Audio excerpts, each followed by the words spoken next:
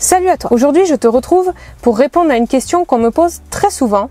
Quel logiciel j'utilise pour faire mes plans 2D et surtout pour réaliser mon circuit électrique? Oui, tu en as forcément besoin si tu veux homologuer ton fourgon puisqu'il va falloir fournir des plans cotés de ton aménagement. Et pour le schéma électrique, il va beaucoup te servir lors des branchements de ton circuit électrique. Tu sauras quoi et comment brancher chaque chose ensemble. Plus besoin de réfléchir et pas d'erreur possible. Du coup, aujourd'hui, je vais te présenter le logiciel que j'utilise qui est 100% gratuit, qui est simple d'utilisation et où tu peux vraiment tout faire. J'ai par exemple réalisé les plans d'aménagement de Django, des plans de conception de meubles, mais aussi mon schéma électrique. Alors, il est destiné au Mac, mais je vais te présenter une alternative super intéressante si tu as un PC Windows. Et je finirai cette vidéo en passant en revue tous les composants essentiels d'un circuit électrique en van. Tu sauras absolument tout maîtriser à la fin de cette vidéo. Allez, c'est parti!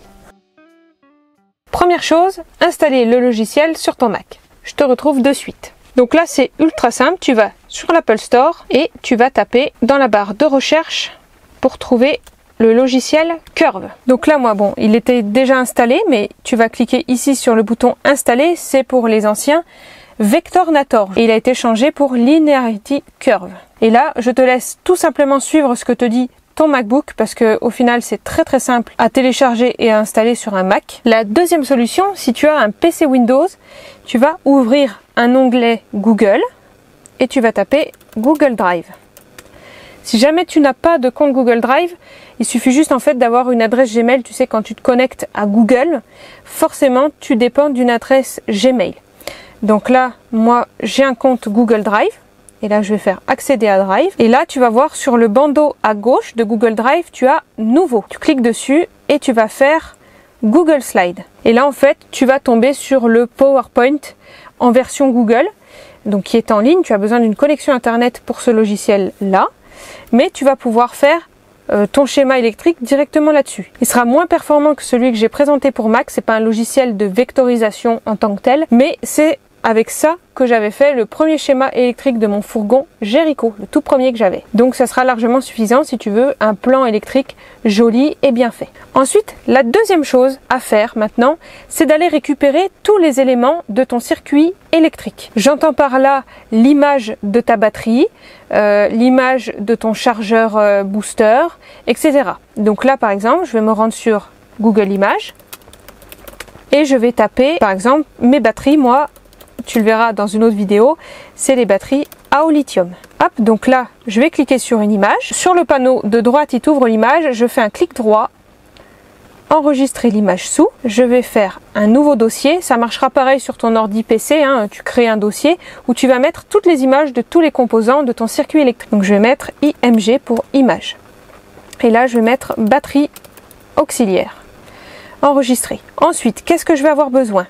Moi, je vais avoir un MPPT, je crois que c'est le 150. Voilà, MPPT 150, pareil. Clic droit, enregistrer l'image sous, je vais dans mon dossier et je mets MPPT.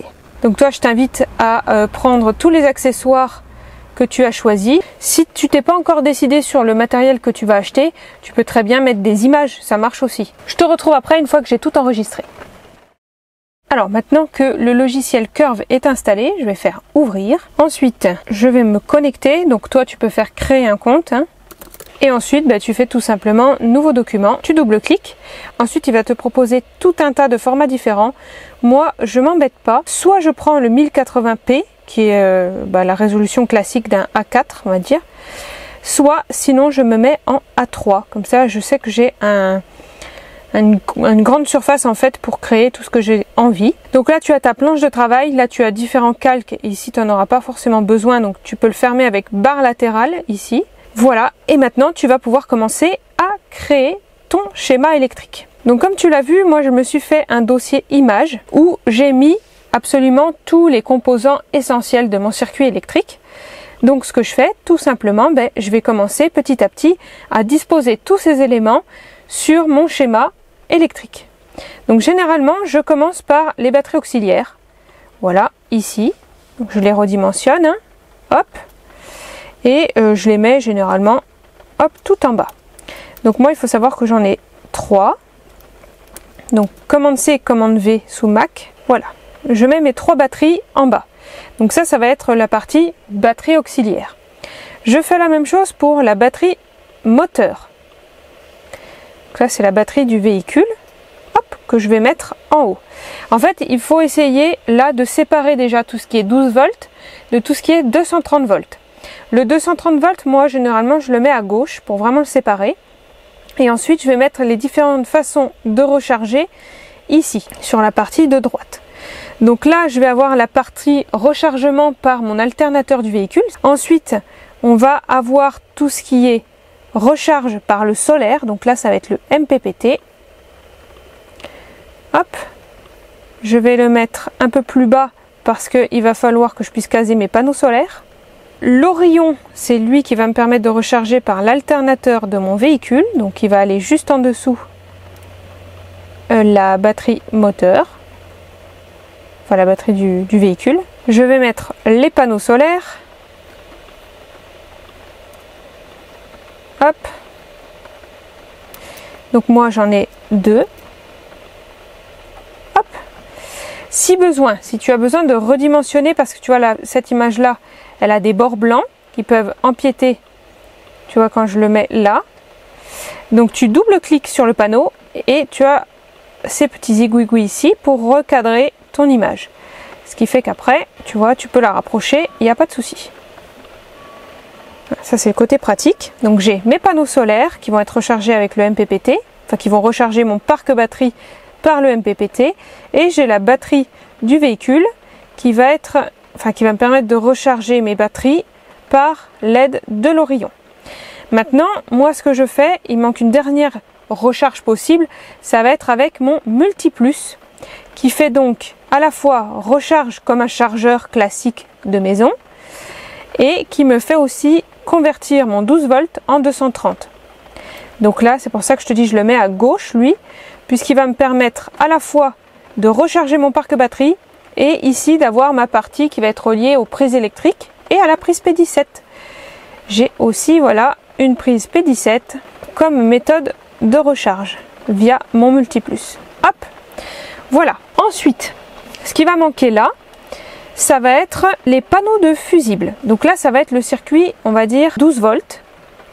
Moi, je vais en avoir 2 parce que j'ai beaucoup d'équipements. Si tu veux tourner l'image, hop, tu te mets juste ici comme ceci. Donc là, j'ai un panneau de fusible et j'en ai un deuxième pour avoir tous mes équipements 12 volts. Tu vas entendre un petit peu le bruit de la pluie parce que du coup, j'ai fait une toute petite pause et là, il s'est mis vraiment à bien pleuvoir. J'en suis où?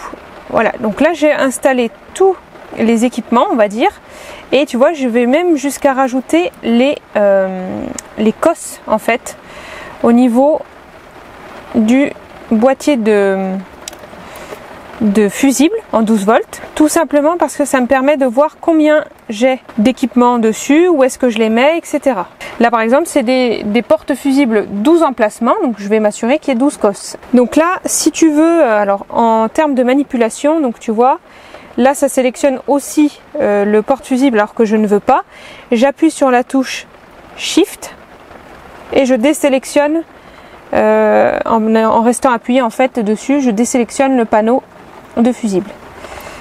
Hop, donc là je vais coller et je vais faire tout simplement la même chose en haut. Et je fais la même chose pour les fiches négatives qui sont en bas du panneau. Alors, autre astuce bien pratique sur ce logiciel, tu vois là, tu vois que l'une empiète sur l'autre, mais là je vais pas pouvoir rogner l'image pour pas que ça empiète sur l'autre. Donc je sélectionne mon image et là tu as supprimé l'arrière-plan. Et là c'est magique.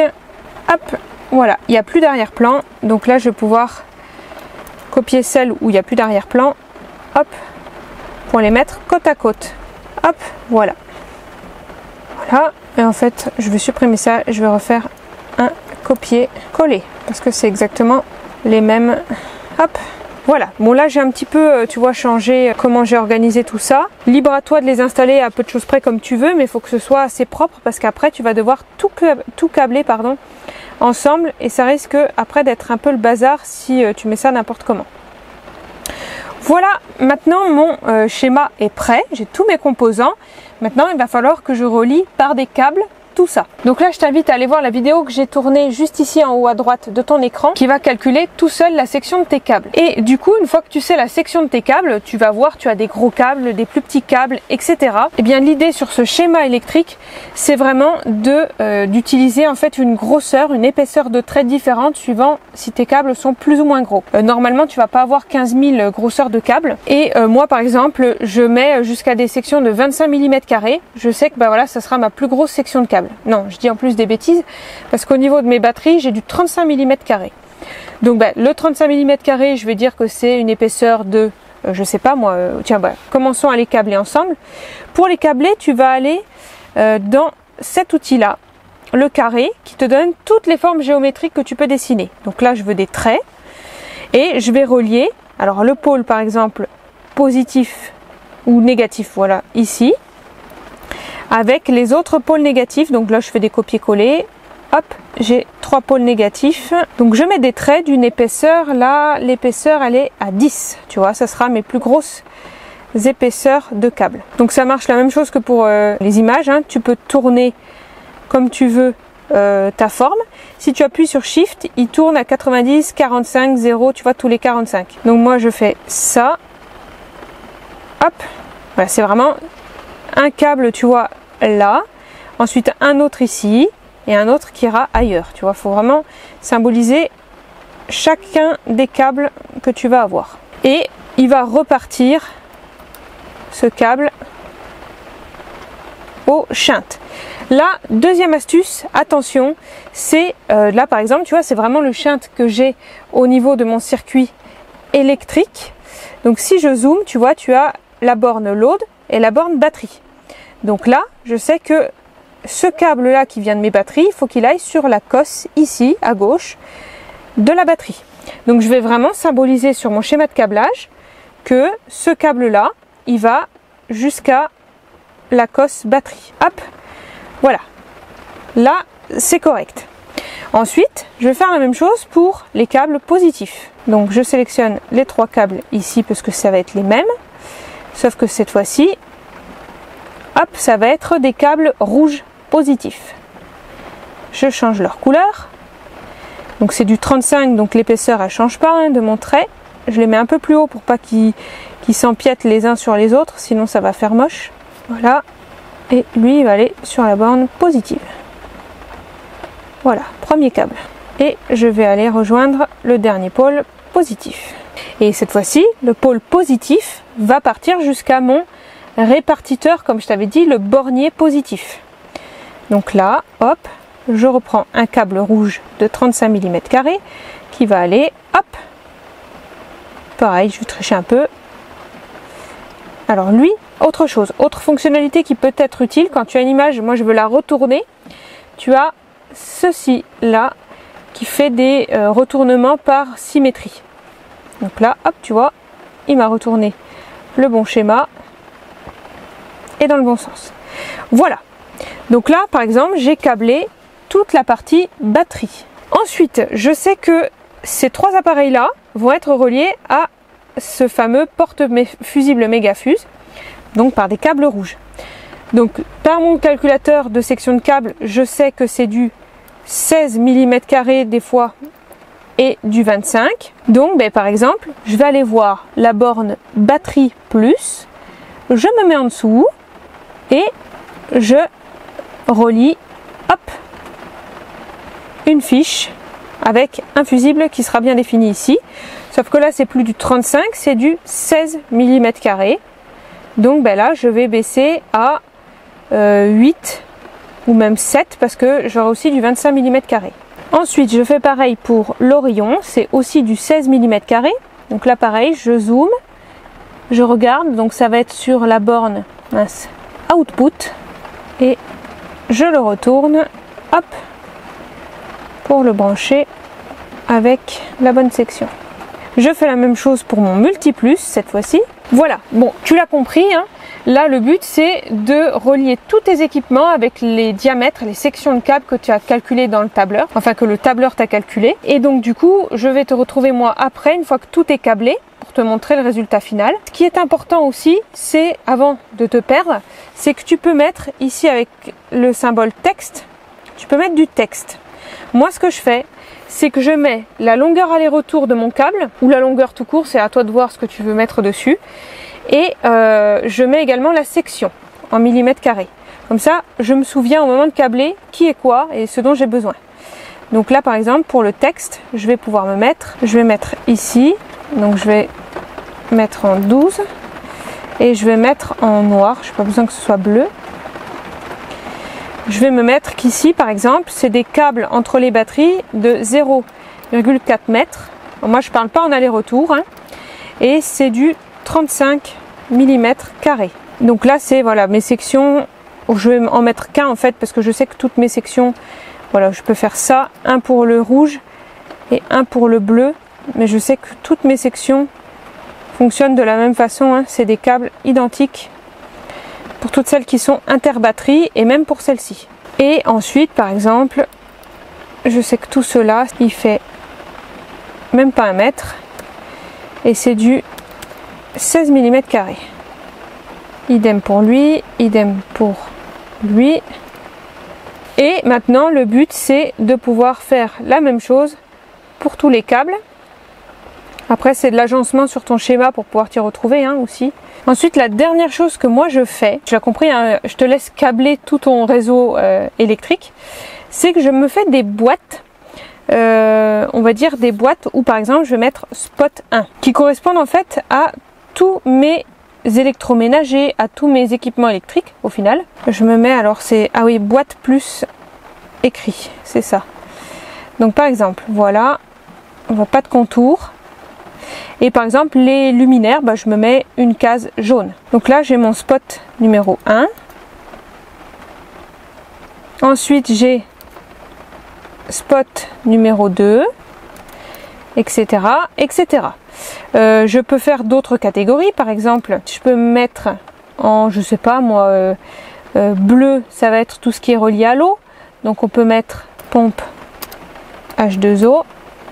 Tout ce que tu vas devoir relier sur ton panneau de fusible 12 volts au final. Et ensuite, ben pareil, avec des petits câbles, hein, ou des plus ou moins gros câbles en termes de section, eh bien tu vas relier à la fois les fiches, là, les cosses rouges pour les pôles positifs de ton appareil et les cosses bleues pour le côté négatif de ton appareil. Je vais te montrer un extrait de mon circuit électrique que j'ai fait pour Django. Ça, c'est le circuit électrique de Django. J'ai masqué quelques petites choses, mais pour que tu te rendes compte un petit peu de comment j'ai organisé mes câbles, je trouvais ça intéressant de te le montrer. Tu vois, donc sur la partie à droite, j'ai même mis des wagos, etc. pour relier plusieurs spots LED, etc. Là, tu peux vraiment t'amuser à créer ton circuit électrique pour qu'après, ce soit clair, clean et concis. Enfin, la dernière étape, ça va être de mettre les dispositifs de sécurité. J'entends par là les coupe-circuits, les porte-fusibles mégafuses, etc. Si je veux mettre un coupe-circuit sur le, je sais pas, tiens, sur le multiplus, hop, et bien je le mets là. Comme ça, je sais que je vais devoir installer un coupe-circuit ici, et je rajoute, je vais chercher dans les notices, etc., les cosses dont j'ai besoin. Donc là, par exemple, c'est peut-être un M8. Alors, pour acheter une cosse comme celle-ci, il y a le M8 qui correspond au diamètre du trou, donc ça peut être M8, M6, M10, etc. Et tu as le diamètre du câble qui peut rentrer dedans. Donc là, ça va être un M10 16 mm dans mon exemple. C'est vraiment un exemple là que je te donne, hein. Sur les cosses de batterie, c'est du M8. Donc je sais qu'ici, il va falloir que j'achète des cosses. Tu comptes le nombre d'extrémités de câbles que tu as ici. Donc 1, 2, 3, 4, 5, 6, 7, 8, 9, 10. Je vais acheter 10 cosses M8 35 mm carrés. C'est vraiment pour qu'après, pareil, quand tu vas devoir acheter tes cosses, ça aille beaucoup plus rapidement. Voilà, donc tu places tes dispositifs, je disais, de sécurité. Donc moi, j'en mets un ici. Et ensuite, pareil pour les porte-fusibles mégafuses. Donc tu as les disjoncteurs pour la partie 230 volts. Tu as les coupe-circuits pour tout ce qui est partie 12 volts. Et tu as aussi les porte-fusibles avec les fusibles mégafuses. Tout ça, c'est à inscrire sur ton schéma électrique. Et pour finir, j'annote mon schéma. 300 ampères-heure, etc. Alors pour ceux qui sont sous Windows, regarde bien tout ce que je t'ai dit là sur le logiciel Curve, puisqu'au final l'agencement et la façon de faire, tu vois, la démarche, tu positionnes tous tes équipements électriques, ensuite tu mets les câbles, ensuite tu positionnes tous les éléments de sécurité et ensuite tu annotes. Ça marchera de la même façon sur le logiciel Google Slide. La seule chose c'est les fonctionnalités. Donc tu vois, quand tu importes par exemple ton MPPT, ton porte fusible, etc. La différence c'est que tu pourras pas supprimer automatiquement le fond de ton image avec Google Slide. Donc il va falloir un deuxième logiciel bien pratique qui s'appelle Trace ou Sticker Mule. Et là tu fais choisir un fichier. Donc là dans mes images par exemple c'est le Smart Battery Protect. Il télécharge et il va t'enlever automatiquement le fond de ton image. Donc tu vois, il me l'a correctement détouré et j'ai plus qu'à faire télécharger. Donc là je l'enregistre. Donc je vais mettre SBP sans fond et comme ça je retourne dans Slide et je mets mon image sans fond et comme ça tu as ton image propre, clean, et tu peux faire ton circuit comme ce que je t'ai expliqué juste avant dans la vidéo. Donc, toutes celles qui ont un fond, tu utilises ce deuxième logiciel Trace ou Trace, en tout cas Sticker Mule, qui est vachement pratique pour pouvoir détourer chacune de tes images pour que ce soit propre. Ensuite, bon, je te montre pas, mais c'est exactement la même chose. Ici, le trait, il est ici. Donc, hop, tu peux tracer tes lignes. Là, c'est la grosseur de ta ligne. Hop, pour la couleur, donc, bah, c'est sur ce symbole-là, couleur de ligne. Donc, tu as les traits rouges. Commande C, commande V ou CTRL C, CTRL V pour copier-coller. Tu peux le faire bleu, etc. C'est vraiment la même chose que sur le logiciel Vectornator, en tout cas pour le schéma électrique. Si tu veux créer des petits ponts comme moi, tu sais, pour sauter un câble. Par exemple, j'ai un câble qui est ici et je veux que mon câble rouge il passe par-dessus. Bah, tu mets hop, deux traits l'un en face de l'autre. Et après, il suffit juste de dessiner. Donc pour dessiner, ça va être...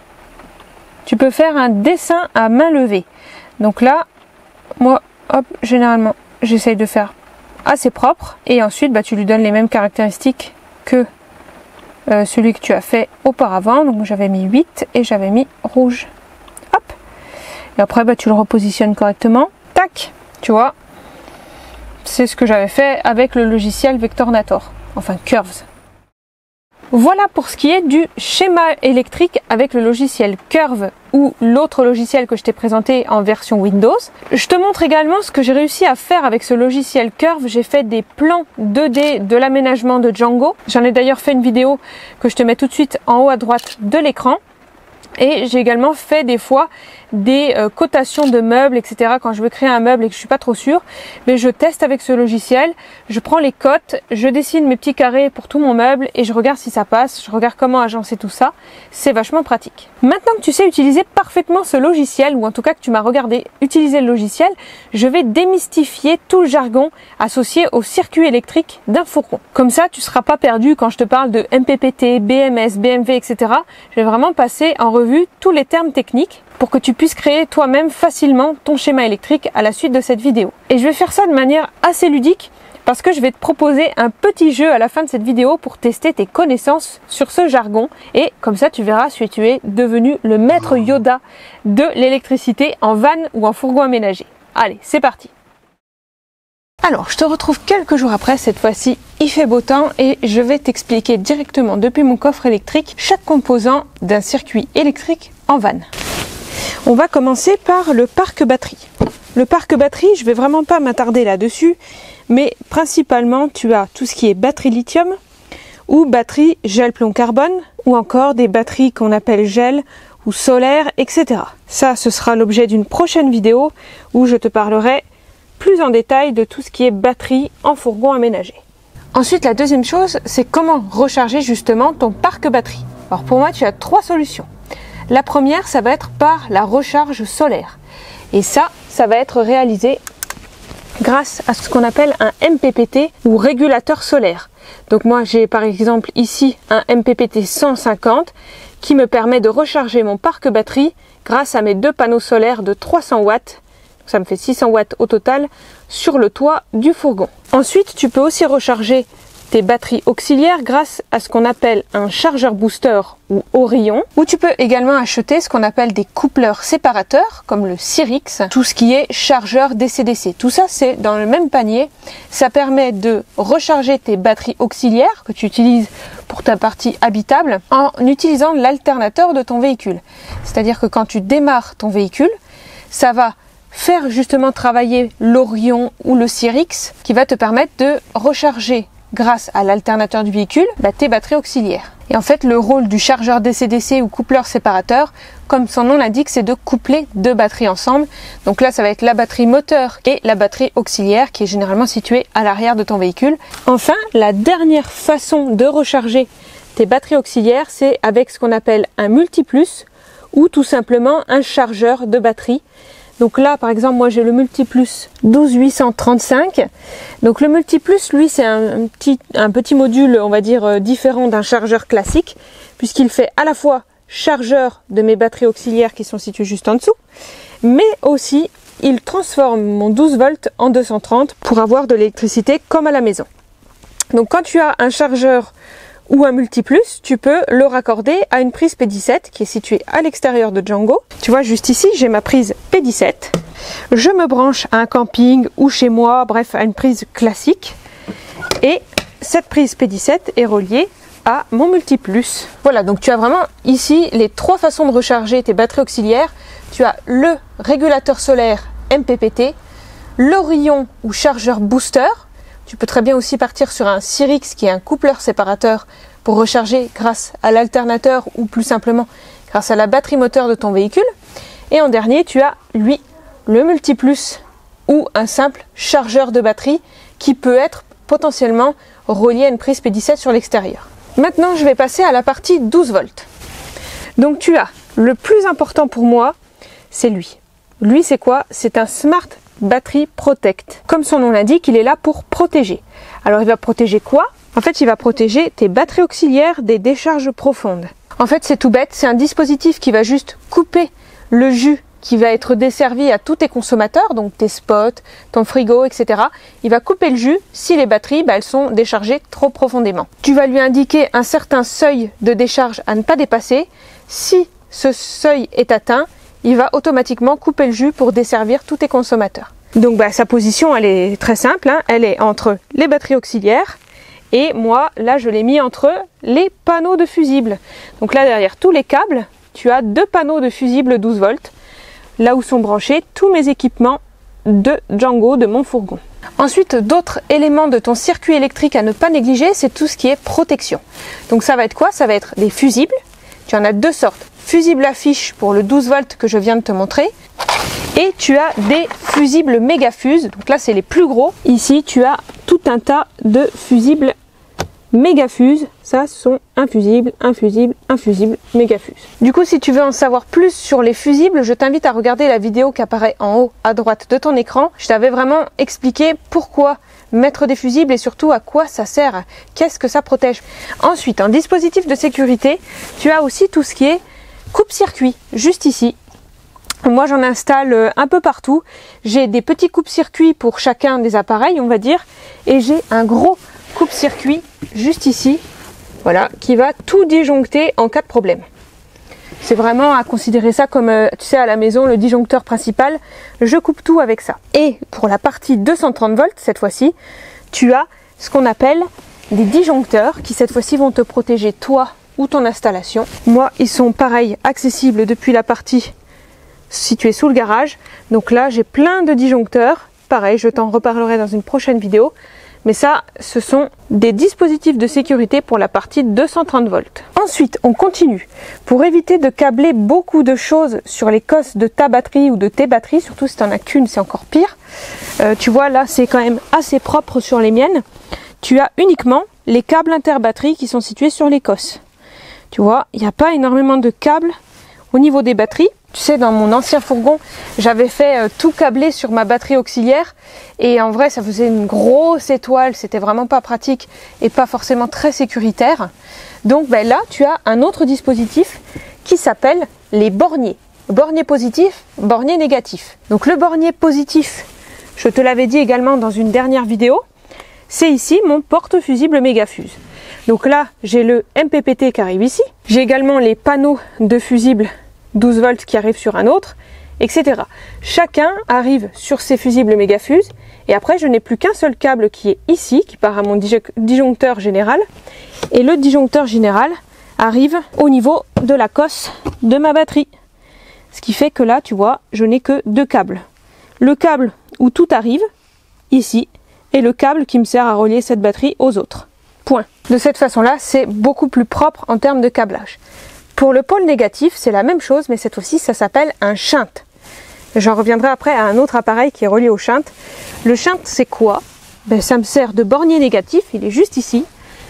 Tu vois que tous les négatifs de mon installation arrivent ici. Et celui qui part à la batterie, c'est là. Donc je n'ai plus qu'un câble qui part à la batterie. Bon là, j'ai pas tout connecté dessus encore. Et du coup, le fameux shunt, j'en viens au dernier dispositif qui est important selon moi dans un circuit électrique, c'est les dispositifs de monitoring. Parce que c'est bien beau d'avoir une grosse install comme j'ai là, mais il va falloir que je puisse surveiller l'état de charge de mes batteries, combien le régulateur solaire charge, est-ce qu'il charge, etc. Et pour ça, il y a une chose qui est reliée au shunt, c'est le BMW 712 par exemple. Voilà. Et lui, il va me permettre d'avoir sur mon téléphone toutes les indications nécessaires pour piloter tout ça, ou en tout cas pour surveiller tous les paramètres que j'ai besoin de surveiller. L'autre avantage, c'est que comme je suis passée au lithium, ça pareil, j'y reviendrai sur la vidéo de la batterie, mais regarde, j'ouvre mon application, elles sont toutes les trois connectées en Bluetooth et elles me donnent toutes les trois la même info puisqu'elles sont reliées ensemble. Et tu vois, je vois que voilà, je suis chargée à 98%. Ensuite, il me donne tout un tas d'infos, combien arrive en entrée en courant, combien ressort, etc.